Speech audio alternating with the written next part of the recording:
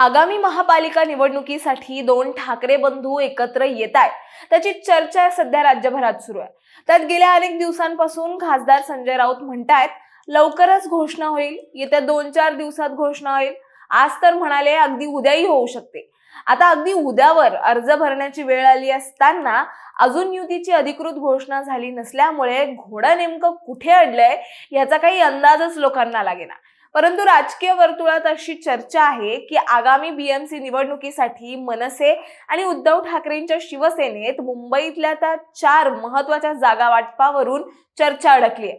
आता त्या 4 जागा दोन्ही ठाकरेंसाठी कशा आणि का महत्त्वाच्या आहेत आणि अधिकृत घोषणा रखडल्याचं हे तर मुख्य कारण नाही ना। याबद्दलच आपण सविस्तर जाणून घेणार आहोत ते या व्हिडिओच्या माध्यमातून। दरम्यान तुम्ही चॅनलवर नवे आला असाल तर इकडे खाली दिसत असलेल्या सबस्क्राइब बटनवर लगेच क्लिक करा।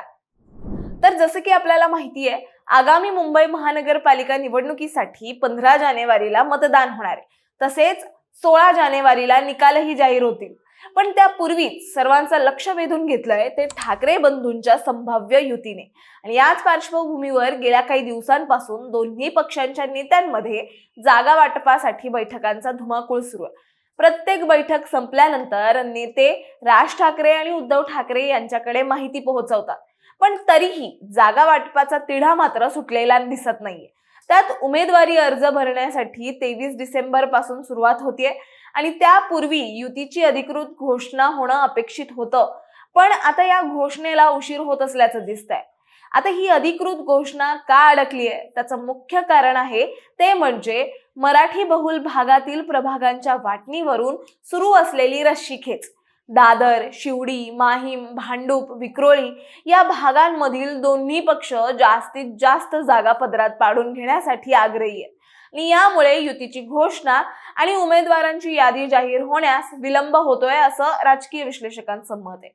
त्यात प्रचारासाठी कमी वेळ मिळेल याचा फटका उमेदवारांना अधिक बसू शकतो आणि हा धोका ओळखूनच राज ठाकरेंनी मनसेच्या नेत्यांसह थेट खासदार संजय राऊत आणि आमदार अनिल परब यांना संदेश पाठवलाय। तो म्हणजे जागा वाटपाची चर्चा फार लांबवू नका, रस्सीखेच थांबवा।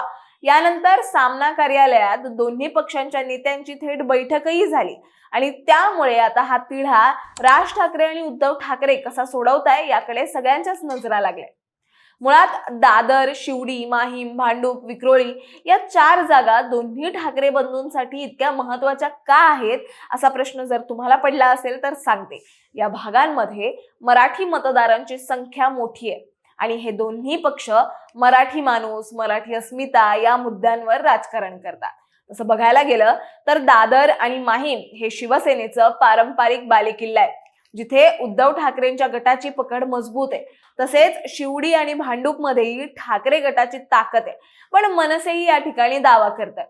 पुढे विक्रोळीमध्ये दोन्ही पक्षांना स्थानिक नेत्यांच्या माध्यमातून फायदा होऊ शकतो। विशेष म्हणजे या जागा गमावल्या तर दोन्ही पक्षांची मुंबईतील ताकद कमी होईल आणि भाजप आणि शिंदे सेनेसारख्या विरोधकांना त्याचा फायदा होईल। म्हणूनच या भागातील जास्त जागा मिळवण्यासाठी दोन्ही पक्षांची धडपड सुरू आहे। हे भाग मुंबईच्या मध्य आणि उत्तर भागात येतात, जिथे मराठी संस्कृती आणि स्थानिक मुद्दे जसं की स्लम रिडेव्हलपमेंट, पाणी पुरवठा असे मुद्दे निवडणुकीत गेम चेंजर ठरतात। आता या जागांमध्ये जरी दोन्ही ठाकरे बंधूंची पकड मजबूत असली तरी सध्या स्थितीत राज्यातील नुकत्याच झालेल्या 29 नगर परिषद आणि नगरपंचायत निवडणुकांमध्ये मनसे आणि ठाकरे सेनेची कामगिरी निराशाजनक राहिली आहे। दोन्ही नेते म्हणजेच राज ठाकरे आणि उद्धव ठाकरे या निवडणुकांमध्ये सक्रिय नव्हते, ज्यामुळे पक्षांना यश मिळालं नाहीये। आता बीएमसी ही मुंबईची सर्वात मोठी महानगरपालिका असल्याने ही निवडणूक दोघांसाठीही अस्तित्वाची लढाई आहे। त्यामुळे हा जागा वाटपाचा तिढा दोघं बंधू कशा प्रकारे सोडवताय हे बघणंही तितकंच महत्त्वाचं ठरणार। तुम्हाला याबद्दल काय वाटतं हे आम्हाला कॉमेंट्समध्ये नक्की सांगा आणि अशाच माहितीपूर्वक व्हिडिओ बघण्यासाठी लगेचच सबस्क्राइब करा प्राईम टाइम महाराष्ट्राला।